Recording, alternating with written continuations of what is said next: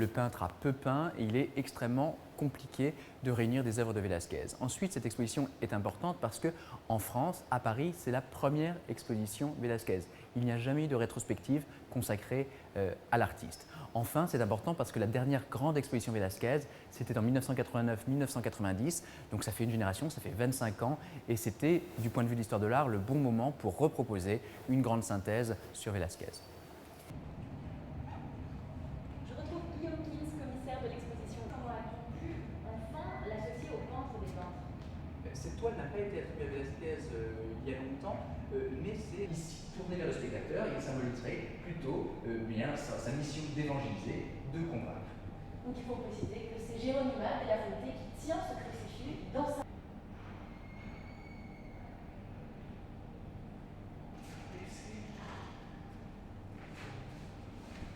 Il y a par exemple, il y a quelques années, dans les réserves de la Yale Art Gallery à New Haven, à côté de New York, un tableau qui a été retrouvé et qui est attribué par certains spécialistes à Velázquez. Donc ça fait partie des tableaux que nous allons discuter à l'occasion de cette exposition. Il y a aussi des tableaux en collection particulière, dont un qui a été très récemment retrouvé dans une collection particulière, qui vont être montrés pour la première fois au public.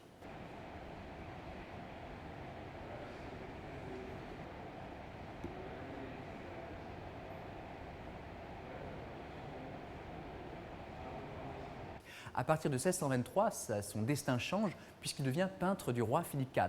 Or, Philippe IV, le roi d'Espagne, c'est l'homme le plus puissant du monde. La monarchie espagnole règne sur le monde. Donc la place de Velázquez dans l'histoire tout court, c'est celle d'être le premier peintre de l'homme le plus puissant du début du XVIIe siècle, et dans l'histoire de la peinture, c'est d'être le peintre des peintres, comme l'a appelé Manet, celui qui va renouveler complètement, régénérer la tradition de la peinture espagnole et notamment le genre du portrait.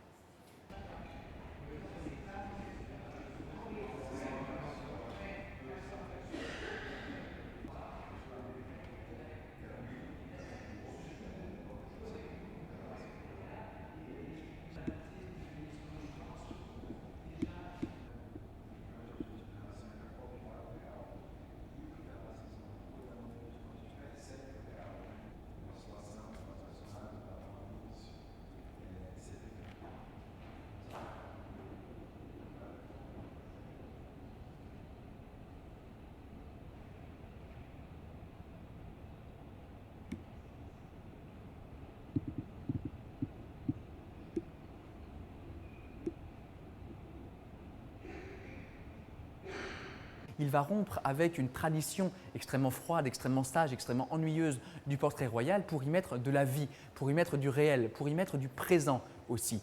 Et cette magie que Velázquez va mettre dans ses tableaux, il va y réussir en donnant l'impression que l'air circule autour des modèles. L'expression n'est pas de moi, elle est de Manet.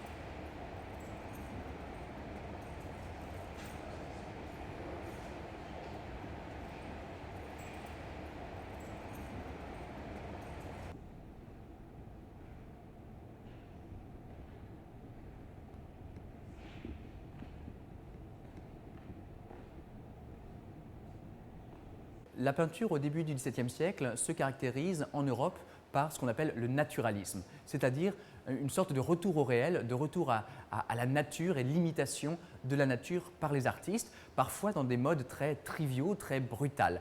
Caravage en est un exemple, Velázquez, une génération plus tard, en Espagne, en est un autre exemple.